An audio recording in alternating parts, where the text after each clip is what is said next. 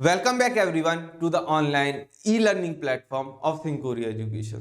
तो स्टूडेंट्स, मैं आपको पी ब्लॉक एलिमेंट्स पढ़ा रहा था, ठीक है। और पी ब्लॉक एलिमेंट्स में हम बढ़ चले थे आपके अनदर टॉपिक पे, जो कि है एलोट्रोपिक फॉर्म्स ऑफ सल्फर, या फिर कहा जाए सल्फर के अपरूप, ठीक है। तो अगर बात की जाए एलोट्रोपिक फॉर्म्स ऑफ सल्फर के बारे में, तो सबसे पहले मैं बता देता हूँ आपको सल्फर से। ये है आपका सल्फर। मैंने आपको पहले भी बताया था जब मैं आपको ऑक्सीजन फैमिली पढ़ा रहा था कि आपका जो सल्फर होता है वो एक पेल येलो कलर का क्रिस्टलाइन सॉलिड होता है। क्या होता है students? Pale yellow crystalline solid, ठीक है। अगर बात की जाए इसी में एलोट्रोपिक फॉर्म ऑफ सल्फर के बारे में, तो आपके सल्फर के ऑलमोस्ट 30 टाइप्स के एलोट्रोप्स पाए जाते हैं आपके नेचर में, ठीक है। बट आपको सारे के सारे तो पढ़ने नहीं है। आपकी जो सिलेबस है उसमें सिर्फ 2 important form of allotropic sulphur है जो कि मेंशन की गई है, ठीक है।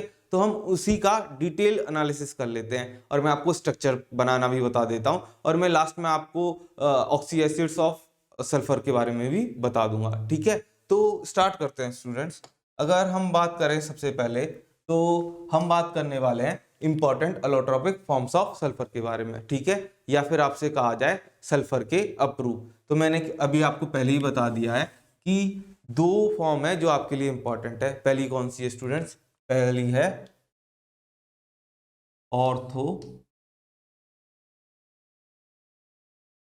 रोम्बिक सल्फर, ठीक है। और दूसरी कौन सी है स्टूडेंट्स? दूसरी है मोनोक्लिनिक सल्फर। कौन सी है? मोनोक्लिनिक सल्फर, ठीक है स्टूडेंट्स। अब इन्हीं दोनों फॉर्म्स के बहुत सारे नेम्स हैं और वो भी आपकी बोर्ड्स के लिए बहुत बहुत इंपॉर्टेंट रहते हैं, ठीक है। तो जल्दी से उनको भी आप याद कर लीजिए और एक बार देख लीजिए। उनका कंपैरिजन भी ऑलमोस्ट सिमिलर सा है। देखिए, इसको अगर हम कहते हैं अल्फा सल्फर, तो सिमिलरली इसमें होता है बीटा सल्फर। क्या होता है स्टूडेंट्स? Beta sulphur. अगर इसकी बात किया जाए तो इसको हम हिंदी में कहते हैं विषम लंबाक सल्फर। क्या कहते हैं स्टूडेंट्स? विषम लंबाक सल्फर। अगर बात की जाए आपकी मोनोक्लिनिक सल्फर की, तो इसे हम कहते हैं एक नताक्ष सल्फर। क्या कहते हैं स्टूडेंट्स? को कहा जाता है एक नताक्ष सल्फर, ठीक है। ऑर्थोरोम्बिक सल्फर का एक और नेम होता है स्टूडेंट्स, इसको कहा जाता है और येलो सल्फर, ठीक है स्टूडेंट्स। तो ये मैंने आपको सारे नेमिंग्स बता दिए हैं। अगर इस सेक्शन की बात की जाए, तो ये जो दोनों फॉर्म्स होती है ना स्टूडेंट्स, एक तो हो गई आपकी ये वाली, ठीक है। ये कौन सी है? ऑर्थोरोम्बिक सल्फर वाली। दूसरी है आपकी मोनोक्लिनिक सल्फर वाली। कौन सी है? ये वाला। तो जो ये वाला और ये वाला जो 2 इंपॉर्टेंट सल्फर है ना आपके, ये इंटर कन्वर्टिबल होते हैं एक सर्टेन टेम्परेचर, और वो टेम्परेचर आपको याद रखना होता है, ठीक है। तो स्टूडेंट्स भूल जाते हैं, तो मैंने उसके लिए सिंपल सी ट्रिक बनाई है। मैं आपको टेम्परेचर बताने से पहले ट्रिक बता रहा हूँ। आपको क्या करना है? टेम्परेचर याद नहीं रखना है, आपको सिर्फ 3 की टेबल याद रखनी है, ठीक है। 3 की टेबल तो याद होगी सबको, बस आपको टेबल याद हो जाएगी, आपको टेम्परेचर पता लग जाएगा। क्या लिखना है? 3 की टेबल 3 बार। कितनी बार? 3 बार। तो ये जो होता है आपका, ये इंटर कन्वर्टेबल होता है, ठीक है। अगर आपको इसको हीट कर देते हैं कितने टेम्परेचर पे? 3 की टेबल 3 बार, तो 369 केल्विन, ठीक है। 3 की टेबल 3 बार, 369।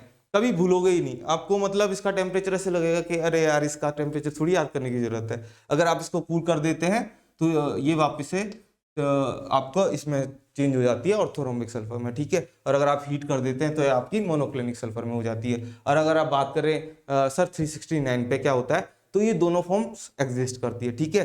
अगर 369 से ज़्यादा जाओगे तो आपको मोनोक्लिनिक सल्फर, और 369 से कम चले जाओगे आपके तो आपको ऑर्थोरोम्बिक सल्फर। ठीक है स्टूडेंट्स, तो आप इसको पहले जल्दी से नोट डाउन कर लीजिए, फिर मैं आपको स्ट्रक्चर्स ऑफ सल्फर के बारे में बताऊंगा। ठीक है, पहले इसका जल्दी से नोट डाउन कर लो। तो स्टूडेंट्स आई होप आप सभी ने इसको लिख लिया होगा। ठीक है, अब इसी में हम आगे बात करने वाले हैं, किसकी बात करने वाले हैं, स्ट्रक्चर्स ऑफ सल्फर की। किसकी बात करने वाले हैं, स्ट्रक्चर्स ऑफ सल्फर की। वैसे जो आपकी ये दोनों इंपॉर्टेंट फॉर्म्स मैंने आपको पहले बताई थी, कौन कौन सी, ऑर्थोरोम्बिक या फिर मोनोक्लोनिक। ठीक है स्टूडेंट्स, कौन सी बताई थी, ऑर्थोरोम्बिक या फिर मोनोक्लोनिक। ठीक है, तो ये दोनों ही जो दोनों स्ट्रक्चर्स है, इनकी एक जो पॉपुलर स्ट्रक्चर है वो है क्राउन स्ट्रक्चर। ठीक है, कौन सी फॉर्म में अवेलेबल होते हैं या फिर कौन सी स्ट्रक्चर में अवेलेबल होता है, क्राउन स्ट्रक्चर में। एक और स्ट्रक्चर अवेलेबल होती है, वो होती है आपकी चेयर टाइप स्ट्रक्चर। तो ये आपसे एग्जाम में पूछ लिया जाता है कि कैसे बनाना है, तो मैं आपको सिखा देता हूं कि कैसे आपको बनानी होती है। ठीक है, तो स्ट्रक्चर्स ऑफ सल्फर में हम बात करने वाले हैं स्टूडेंट्स। इसी में अगर हम आगे बात करते हैं स्ट्रक्चर्स ऑफ सल्फर में, तो सबसे पहले बात की जाए तो दो टाइप के मॉलिक्यूल्स एग्जिस्ट करते हैं, S8, कौन कौन सा स्टूडेंट्स, S8 एंड एक होता है S6। ठीक है, तो S8 में दोनों ही होते हैं, आपका ऑर्थोरोम्बिक भी होता है और आपका मोनोक्लिनिक होता है। ठीक है, तो इन दोनों का एक स्ट्रक्चर बनता है स्टूडेंट्स, कौन सा बनता है, क्राउन टाइप, जो मुकुट होता है ना, मुकुट, उसका जैसा स्ट्रक्चर बनता है। मैं आपको बनाना भी बता देता हूँ अगर आपको, क्योंकि बोर्ड एग्जाम्स में बनाना आता है तो ही आपको मार्क्स मिल पाते हैं। ठीक है, तो बहुत ही सिंपल से आपको देख रही है 8 एलिमेंट्स है। ठीक है, कुछ नहीं करना, दो, एक S और एक इसके ऊपर S। ठीक है, इन दोनों को कंबाइन कर दो। ठीक है, इनिशियल कॉम्बिनेशन आपको 5 का करना है, तो एक S के बराबर में यहाँ आ गया। ठीक है, एक S इसके बराबर में यहाँ आ गया और एक S इसके बराबर में यहाँ आ गया। सेम स्ट्रक्चर यहाँ रिपीट कर दीजिए, एक S और एक S। ठीक है, इनको भी आपस में कनेक्ट कर दीजिए। कितना हो गया स्टूडेंट्स, ये आपका बन गया ऊपर वाला मुकुट। अगर आपको भरोसा नहीं हो रहा है तो देखिए, ठीक है, लग रहा है ना मुकुट जैसा, नहीं लग रहा, ये देखो अब लगेगा। ठीक है, लग रहा है ना, इसे हम कहते हैं, क्या कहते हैं स्टूडेंट्स, इसे हम कहते हैं क्राउन स्ट्रक्चर। ठीक है, 8 मॉलिक्यूल्स होते हैं आपके और वो एक क्राउन टाइप स्ट्रक्चर में अरेंज होते हैं। एक दूसरा इंपॉर्टेंट रहता है आपका, जो रहता है चेयर टाइप स्ट्रक्चर, तो उसे भी बनाना सीख लेते हैं स्टूडेंट्स। उसका कुछ नहीं होता, एक S इधर, 2 S स्ट्रेट और एक S इधर। ठीक है, इनको आप पहले कनेक्ट कर दीजिए।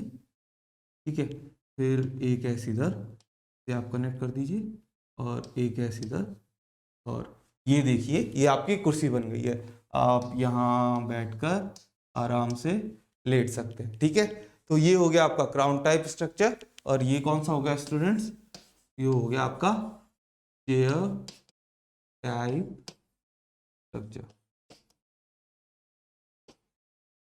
ठीक है स्टूडेंट्स, तो आप इसको भी जल्दी से अपनी कॉपीज में बना लीजिए। मैंने आपको बनाने का तरीका बता दिया है, ये कैसे बनाने हैं आपको, 2 ऐसे एटम्स लगाइए एक उसके ऊपर, सेम स्ट्रक्चर ये, और 2 ऐसे इधर लगा दीजिए। 8 मॉलिक्यूल्स है और इसमें आपके दोनों होते हैं, मोनोक्लिनिक भी होता है आपका S8 वाला, और आपका जो ऑर्थोरोम्बिक होता है वो भी आपका S8 में होता है। ठीक है, तो आप इसको जल्दी से नोट डाउन कर लीजिए, फिर मैं आपको आगे बताता हूँ। ठीक है, पहले इसको जल्दी से नोट डाउन कर लीजिए।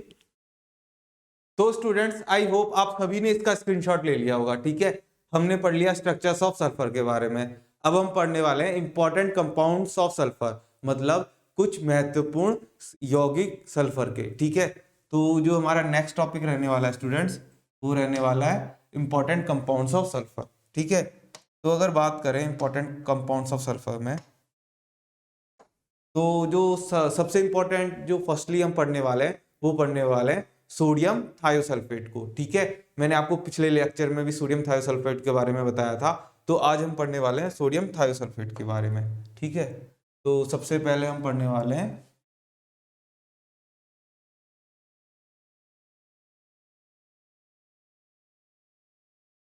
सल्फर के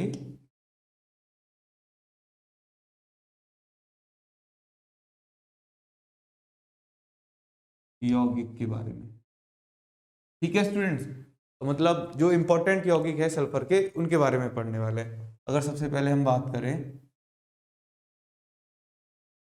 तो सोडियम थायोसल्फेट के फॉर्मूले के बारे में, तो वो होता है Na2S2O3, ठीक है। क्या होता है ये, इसका नाम भी आप साथ साथ नोट कर लीजिए, ये होता है सोडियम थायोसल्फेट, ठीक है स्टूडेंट्स। अब ये तो बात हुई इसके फॉर्मूले की, बट इसका स्ट्रक्चर भी बहुत इंपॉर्टेंट रहता है आपके एग्जाम्स के लिए, और इसकी जो ऑक्सीडेशन स्टेट है वो भी पूछ ली जाती है। और आपसे या फिर ये पूछ लिया जाता है, जैसे आप देख पा रहे हैं यहाँ पे 2 सल्फर है, तो दोनों की अलग अलग क्या ऑक्सीडेशन स्टेट है, क्या एवरेज ऑक्सीडेशन स्टेट है, तो वो सारी चीजें मैं आपको आज यहाँ बता देता हूँ। बहुत सिंपल सा तरीका होता है। देखो 2 सल्फर दिए हुए हैं यहाँ पे, तो 2 सल्फर लिख दो। क्या लिख दो? 2 सल्फर लिख दिए, लिख दिए। अब जो ऑक्सीजन होता है ना वो डबल बॉन्डेड के साथ जुड़ता है, और अगर 2 होंगे तो जुड़ जाएंगे, 3 होंगे तो नहीं जुड़ पाएंगे। मतलब इस पे 2 डबल ओ लगा दो। अगर ये 4 होते तो 2 इसके ऊपर भी आ जाते। बचा कितना? 1 बचा, तो यहाँ लग गया। ये तो बात हो गई स्ट्रक्चर की, ठीक है। अगर बात करें, आपको जैसे पता होगा Na आपका प्लस में होता है, तो ये कौन सा हो गया? +2 वाला है। और ये वाला कौन सा है? ये वाला आपका -2 वाला है। अब हम यहाँ ऑक्टेट देख लेते हैं, बिकॉज सारे एलिमेंट्स की क्या टेंडेंसी होती है स्टूडेंट्स, उनको तो मोक्ष की प्राप्ति चाहिए। देख लेते हैं क्या कंडीशन है विचारों की। इसकी कंडीशन देखते हैं, 2 4, और इसके पास तो इसने 2 बॉन्ड बना लिए। ये तो बहुत ही क्या है, ये वाला जो आपका ऑक्सीजन है ये तो बहुत ही खुश है। खुश क्यों है? क्योंकि इसका ऑक्टेट कंप्लीट है। इस वाले की अगर हम बात करें तो ये भी बहुत खुश है, बिकॉज 2 4 और 2 2 इनके पास क्या है? वैलेंस पेयर इलेक्ट्रॉन्स है, ठीक है। तो क्या हो गया? 2 2 4 2 6 और 2 8। इसका भी ऑक्टेट कंप्लीट है, इसका भी ऑक्टेट कंप्लीट है। ये दोनों खुश है बिकॉज इन दोनों को मोक्ष की प्राप्ति हो चुकी है। अब इस वाले ऑक्सीजन के पास चलते हैं। ये तो बेचारा मुंह लटका के बैठा हुआ है और गुस्से से और देख रहा है। देखो क्यों देख रहा है? इसके ऑक्टेट की तरफ चलते हैं। आप सभी को पता है आपके कितने रहते हैं? आपके रहते हैं 6, ठीक है। कितने रहते हैं स्टूडेंट्स? 6। और यहाँ पर आपके कितने हैं? इसको ढंग से बना के बता देता हूँ। ये देखो, ये रहा आपका गुस्सैल ऑक्सीजन, ठीक है। अब अगर इस वाले ऑक्सीजन की बात करें, आप सभी को पता है आपके में कितने रहते हैं? 6। और आपने एक बॉन्ड बना लिया, तो यहाँ पे आपके पास कितने बच रहे हैं? आपके पास बच रहे हैं,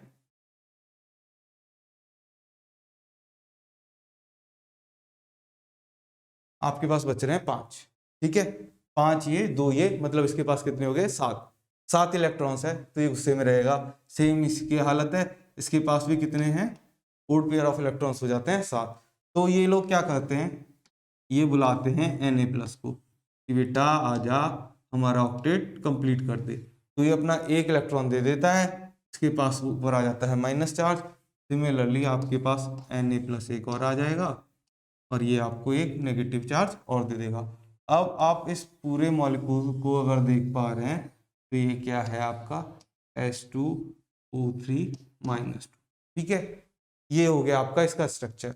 अब बात करते हैं स्टूडेंट्स की ऑक्सीडेशन स्टेट की। क्या करें? किसकी बात करनी है स्टूडेंट? ऑक्सीकरण की, ठीक है। ऑक्सीकरण में आप लोगों ने 11th क्लास में पढ़ा है, इसलिए स्टूडेंट्स ज़्यादा कंफ्यूज रहते हैं कि सर हमको तो वो चीज़ें याद ही नहीं है। तो मैं आपके सारे जो कंसेप्ट है वो क्विकली रिवाइज करवा देता हूँ। देखो सिंपल सा फंडा होता था, अगर हाइड्रोजन हाइड्रोजन के साथ है, मतलब जो सिमिलर एलिमेंट के साथ अगर कोई एलिमेंट्स बॉन्ड बना रहे हैं, तो उनकी वजह से जो चार्ज होगा वो तो होगा 0। चाहे ये Cl2 हो, मतलब Cl आपका क्या हो? Cl2 हो। कैसे बनेगा ये बनेगा Cl के साथ, इसके पास भी चार्ज होगा 0। या फिर H2 हो, N2 हो, O2 हो, कुछ भी हो, अगर सिमिलर वाले हैं तो 0 बनेगा, अदर्स वालों का देखना पड़ता है, ठीक है। तो ये तो बात हो गई आपके चार्जेस की। अब यहाँ पर देखते हैं, देखो S की वजह से आपस में तो कोई नहीं आएगा। यहाँ पे देखो ऑक्सीजन की वजह से कितना आता है? -2। इस ऑक्सीजन की वजह से भी कितना आएगा? -2।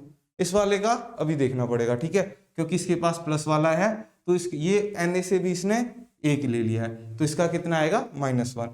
तो आपको अगर इन 2 सल्फर एटम्स की ऑक्सीडेशन स्टेट निकालनी है, तो पहले इसकी देख लेते हैं। ये वाला जो S है इसकी तो कितनी है? -1, साफ साफ दिख रहा है, इसने सिर्फ एक Na से लिया है। अगर इस वाले की बात करें तो इस वाले की कैसे निकालेंगे? S की अगर आप x मान लो, तो इस वाले ऑक्सीजन से -2, इस वाले ऑक्सीजन से -2, ठीक है, और इस वाले से कितने? -1 = 0। तो x इज टू कितना हो गया 5। मतलब जो आपका S नंबर 1 है और S नंबर 2 अगर इसको डिनोट कर दे तो S1 की जो आपकी ऑक्सीडेशन स्टेट है स्टूडेंट्स वो है -1 और S2 की अगर हम बात करें तो आपकी ऑक्सीडेशन स्टेट आ रही है +5। ठीक है, S1 की कितनी आ रही है -1, S2 की कितनी आ रही है +5। तो ये तो बात हो गई इसकी ऑक्सीडेशन स्टेट की। अगर आपसे पूछ लिया जाए कि एवरेज ऑक्सीडेशन स्टेट कितनी है तो स्टूडेंट्स एवरेज निकालना आपने 8th क्लास से सीख रखा है। दोनों को ऐड कीजिए और जितने नंबर्स का एवरेज निकाला जा रहा है उतने नंबर से डिवाइड कर दीजिए। तो इसका एवरेज कितना होगा स्टूडेंट? आप जब 6th क्लास स्टैंडर्ड में पढ़ते थे तब से एवरेज सीख रहे हैं, तो इसमें गलती करने किसी को नहीं करनी है। ठीक है, 5 - 1/2 तो इसका हो जाएगा 2।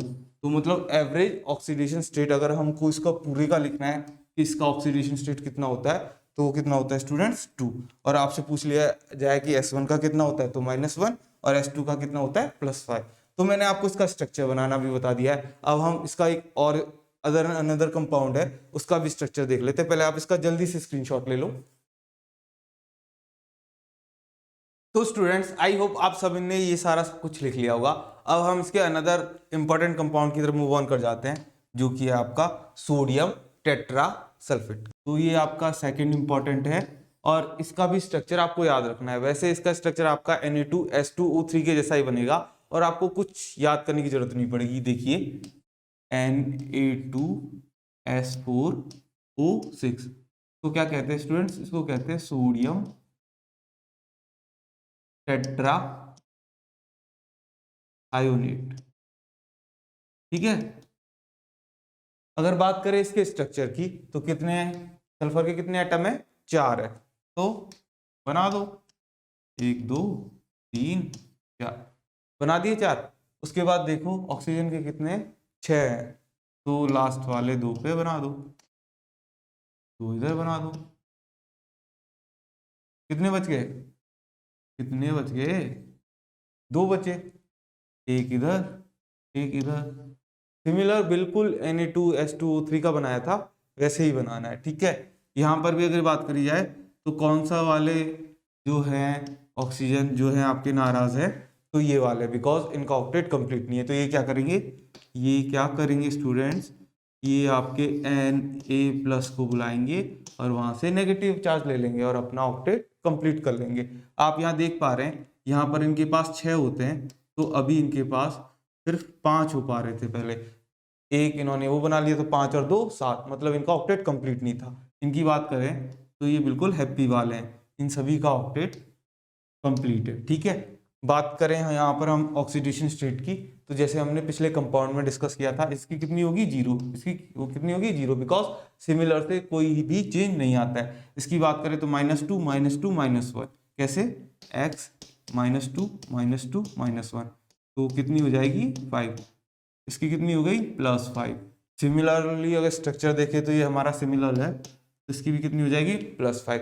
अगर हम बात करें एवरेज ऑक्सीडेशन स्टेट की जैसे कि हमने वहां पर निकाली थी तो यहाँ पर कितनी हो जाएगी स्टूडेंट्स?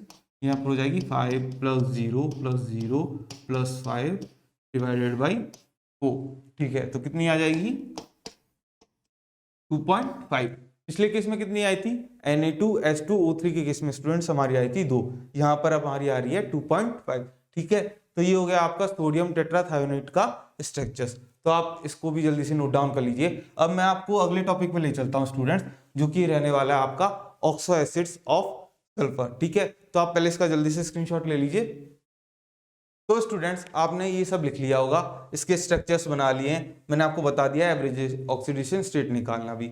अब जो हमारा अनदर टॉपिक रहने वाला है स्टूडेंट्स वो रहने वाला है ऑक्सो एसिड्स ऑफ सल्फर।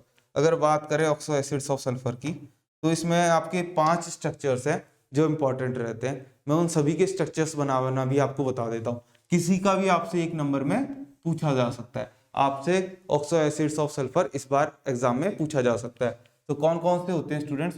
पहला होता है आपका H2SO3। ठीक है, हम इंक्रीजिंग ऑर्डर में ही लिखने वाले हैं। कौन कौन से? फर्स्ट हो गया आपका H2SO3, सेकंड आपका हो गया H2SO4। ठीक है, थर्ड आपका हो गया H2S2O7। ठीक है, और फोर्थ आपका हो गया H2SO8। वैसे तो बहुत सारे होते हैं बट हम मेनली इन सभी को पढ़ने वाले हैं, ठीक है। ये 4 स्ट्रक्चर्स हैं जो हम मेनली पढ़ने वाले हैं, ठीक है। अगर बात करें हम H2SO3 की तो ये होता है स्टूडेंट्स सल्फरस एसिड, ठीक है। ये कौन सा होता है स्टूडेंट्स? ये होता है आपका सल्फरस एसिड। इसकी अगर हम बात करें तो बाकी के जो तीनों के तीनों होते हैं वो होते तो सल्फरिक एसिड है, बट उनके आगे कुछ लग जाता है। H2SO4 की बात करें तो ये हमारा सिंपली होता है सल्फरिक एसिड, ठीक है। अगर हम H2SO7 की बात करें तो ये होता है आपका पायरो सल्फरिक एसिड। क्या होता है स्टूडेंट्स? ये होता है आपका पायरो सल्फरिक एसिड, ठीक है। अगर बात करें H2SO8 की तो ये होता है आपका परऑक्सो डी सल्फरिक एसिड। कौन सा होता है? डी सल्फरिक एसिड, ठीक है। तो ये चारों आपको फॉर्मूलाज याद होनी चाहिए। आप इंक्रीजिंग ऑर्डर में लिखेंगे तो आपको कंफ्यूजन नहीं होगा। H2SO3 H2SO4 सिर्फ ऑक्सीजन का जो नंबर है वो इंक्रीज हो रहा है, फिर 7 फिर 8। ये जो टॉप फर्स्ट होता है ये सिर्फ होता है सल्फरस, बाकी सारे होते हैं आपके सल्फरिक। कौन से होते हैं? Sulphuric sulphuric sulphuric. आगे ऐड हो रहा है यहाँ पे पायरो और यहाँ पर हो रहा है परऑक्सो डी, ठीक है, परऑक्सो डी सल्फरिक एसिड। तो ये तो बात हुई इनकी नेमिंग्स की। अब मैं आपको बता देता हूँ इनका स्ट्रक्चर कैसे लिखना है। मैंने आपको पहले जिन उनका जो सल्फेट के कंपाउंड से जो सल्फर के कंपाउंड से उनका स्ट्रक्चर बनाना बताया था, बिल्कुल वैसे ही बनाना है। सबसे पहले हम बनाते हैं H2SO3 का। तो इसमें क्या करना है, जो हमारे फर्स्ट रहने वाला है H2SO3, तो देखो S कितने हैं आपके पास? एक। तो जितने पास आपके पास हाइड्रोजन है उतने ऑक्सीजन के साथ उसके अटैच कर दीजिए। तो सल्फर के साथ कितने ऑक्सीजन हो गए? 2, मतलब 2 ऑक्सीजन के साथ 2 हाइड्रोजन रह गए, बच गए क्या? 1 ऑक्सीजन। उसको कर दो डबल बॉन्ड के साथ, ठीक है। और आपके पास क्या बच गया स्टूडेंट्स? आपके पास बच गया आपका एक लोन पेयर, बिकॉज आपके पास कितने इलेक्ट्रॉन्स रहते हैं आउटर मोस्ट शेल में? 6। देखो 1 2 3 4, बचे कितने? 2, वो हैं आपके यहाँ। तो ये किसका फॉर्मूला हो गया स्टूडेंट्स? ये आपका फॉर्मूला हो गया H2SO3 का। ये आपके H2SO3 का स्ट्रक्चर हो गया, ठीक है। तो इसको हम बॉक्स में बंद कर देते हैं, ये इंपॉर्टेंट है, ठीक है। ये आपका फर्स्ट स्ट्रक्चर हो गया H2SO3 का। अब आपको ही बनाना है H2SO4 का। देखो कुछ नहीं है, सेकंड बॉक्स बनाइए। करना क्या है, इसके जैसे बनाना है बिल्कुल, ठीक है। H2SO4, सल्फर के कितने हैं? 1, हाइड्रोजन के कितने हैं? 2, ऑक्सीजन के कितने हैं? 4।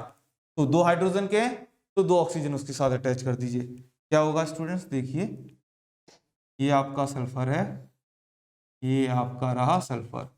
हाइड्रोजन कितने हैं? 2, तो 2 लग गए आपके OH, ठीक है। 2 लग गए OH, बचे कितने? 2 ऑक्सीजन। 2 ऑक्सीजन बचे हैं तो दोनों को डबल बॉन्ड से कनेक्ट कर दो, बस। ये हो गया आपका H2SO4 का स्ट्रक्चर। ये किसका हो गया स्टूडेंट्स? ये हो गया आपके H2SO4 का, ठीक है। अब बात करते हैं H2SO7 का। तो इसका भी बहुत सिंपल है, अगर आपके पास 2 हैं तो 2 सल्फर्स को अटैच कर दीजिए, ठीक है। नेक्स्ट जो अपना स्ट्रक्चर रहने वाला है स्टूडेंट्स, वो रहने वाला है H2SO7 का, ठीक है। तो इसका बनाना भी बहुत ही इजी है। देखिए 2 सल्फर हैं आपके पास, इसके पास आपके पास सबसे पहले देखिए हाइड्रोजन कितने हैं? 2 हाइड्रोजन है तो 2 ऑक्सीजन अटैच कर दीजिए, मतलब 1 OH इधर, ठीक है। और 2 सल्फर तो आपस में अटैच होंगी तो 1 OH सिमिलरली इधर हो गया, ठीक है। हाइड्रोजन हो गए आपके खत्म। अब कितने आपके पास बच रहे हैं? आपके पास है 7 ऑक्सीजन, ठीक है। तो 2 2 तो ऊपर लगा दीजिए इनके, ठीक है। कितने हो गए? 1 2 3 4 5 6, 1 ऑक्सीजन बच गया। तो 1 ऑक्सीजन कहाँ जाएगा स्टूडेंट्स? 1 ऑक्सीजन आ जाएगा आपके इन दोनों सल्फर के बीच में। कहाँ आएगा? इन दोनों सल्फर के बीच में। इसी ट्रिक से आपका बन जाएगा नेक्स्ट वाला स्ट्रक्चर, ठीक है। नेक्स्ट वाला स्ट्रक्चर आपको किसका बनाना है? नेक्स्ट वाला स्ट्रक्चर जो आपको बनाना है वो बनाना है H2SO8 का, ठीक है। तो क्या करोगे? 2 S हैं आपके पास, 2 S हैं, हाइड्रोजन कितने हैं? 2, तो दोनों के साथ 1 1 लगा दिया। ठीक है, अब कितने बच गए ऑक्सीजन, तो 2 लगा दो। सिमिलरली 2 यहाँ पर भी लगा दो। ठीक है, अब आपके पास कितने ऑक्सीजन बच रहे हैं, इसमें आपके पास 2 ऑक्सीजन बच रहे हैं, तो 1 2 बस। तो ये आपके पूरे के पूरे ऑक्सो एसिड्स की स्ट्रक्चर हो गए। ये आपका हो गया सल्फरस एसिड, ये हो गया आपके सल्फरिक एसिड का, ये हो गया आपका परऑक्सो सल्फरिक पायरोसल्फरिक एसिड का, और ये हो गया आपका परऑक्सो डी सल्फरिक एसिड का। तो मैंने सारे ऑक्सो एसिड्स की स्ट्रक्चर्स भी आपको बना के बता दिए हैं। इनके फॉर्मूला भी स्टूडेंट्स याद रखना कि H2SO3 किसका होता है, H2SO4 कितना रहता है। तो ठीक है स्टूडेंट्स, आप इसको जल्दी से नोट डाउन कर लीजिए, या फिर जिस बच्चे ने नहीं बनाया तो स्क्रीनशॉट ले लो, फिर मैं आपको आगे बताने वाला हूँ रिएक्शंस ऑफ सल्फर के बारे में। तो पहले इसका जल्दी से स्क्रीनशॉट ले लो। तो स्टूडेंट्स आई होप आप सभी ने इसका स्क्रीनशॉट ले लिया होगा। ठीक है, अब हम इसी में जो अगला टॉपिक है जिसके बारे में हम डिस्कस करने वाले हैं वो है स्टूडेंट्स क्या है, रिएक्शंस ऑफ सल्फर। हम क्या पढ़ने वाले हैं, सल्फर की अभिक्रियाएं। ठीक है, तो जल्दी से देख लेते हैं सल्फर की क्या क्या रिएक्शंस रहती है, या फिर किन किन के साथ ये रिएक्ट करता है। ठीक है स्टूडेंट्स, अगर बात की जाए सल्फर की तो ये सबसे पहले रिएक्ट करता है स्टूडेंट्स, किसके साथ रिएक्ट करता है, ये रिएक्ट करता है NaOH के साथ। ठीक है, NaOH किसके साथ रिएक्ट करता है, NaOH के साथ, और क्या बना लेता है, ये बना लेता है Na2S plus sodium thiosulphate Na2H2O3। ये जो रिएक्शन होती है ना स्टूडेंट्स, ये रहती है आपकी डिस्प्रपोर्शन रिएक्शन। यहाँ पर आपका सल्फर का रिडक्शन हो रहा है और आपके H2O का H2 इसमें इसका आपका ऑक्सीडेशन हो रहा है। ठीक है, तो ये रिएक्शन आपकी बहुत इंपॉर्टेंट रहती है। नेक्स्ट इसकी जो इंपॉर्टेंट रिएक्शन है स्टूडेंट्स वो है कि ये जो रिएक्ट करता है कंसंट्रेटेड H2SO4 के साथ। किसके साथ रिएक्ट करता है, कंसंट्रेटेड H2SO4। और आप सभी को पता है H2SO4 एक बहुत ही अच्छा डिहाइड्रेटिंग एजेंट है। क्या है स्टूडेंट्स, ये एक बहुत ही अच्छा क्या होता है, डिहाइड्रेटिंग एजेंट होता है। ठीक है, अगर ये डिहाइड्रेटिंग एजेंट है तो ये क्या करेगा स्टूडेंट्स, ये इसमें से पानी निकाल देगा। तो आपका यहाँ प्रोडक्ट क्या बन जाता है, SO2 प्लस H2। ठीक है, SO2 एक गैस होती है जो कि रिलीज हो जाती है और आपको पानी मिल जाता है। मतलब कंसंट्रेटेड H2SO4 के साथ आप याद करेंगे तो आप ऐसे याद कर लीजिए कि ये एक डिहाइड्रेटिंग एजेंट होता है और आपका पानी निकाल देता है। ठीक है, मतलब कंसंट्रेटेड H2SO के साथ ये पानी रिलीज कर देता है। नेक्स्ट जो इसमें ही होगा स्टूडेंट्स वो रहता है कंसंट्रेटेड HNO3 के साथ। कंसंट्रेटेड HNO3 के साथ ये H2SO4 बना देता है। क्या बना देता है स्टूडेंट, ये बना देता है H2SO4। नेक्स्ट जो रिएक्शन रहती है स्टूडेंट्स वो रहती है ऑक्सीजन के साथ, ये बना देता है SO2। और मैंने आपको बताया था पिछले लेक्चर्स में कि अगर आपको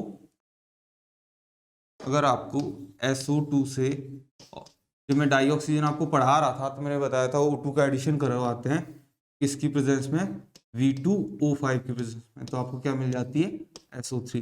तो आप ऐसे रिएक्शंस याद रख सकते हैं। आपने यहाँ पे SO2 बनाया, अब आप याद कर सकते हैं कि SO2 से आप SO3 कैसे बना सकते हैं। और एक बहुत इंपॉर्टेंट रिएक्शन है, इस बार भी आपके बोर्ड एग्जाम में ये 1 नंबर का पूछा जा सकता है। ये भी पूछा जा सकता है कि जो कैटेलिस्ट यूज होता है वो कौन सा होता है, तो वो कौन सा होता है स्टूडेंट्स, वो होता है V2O5।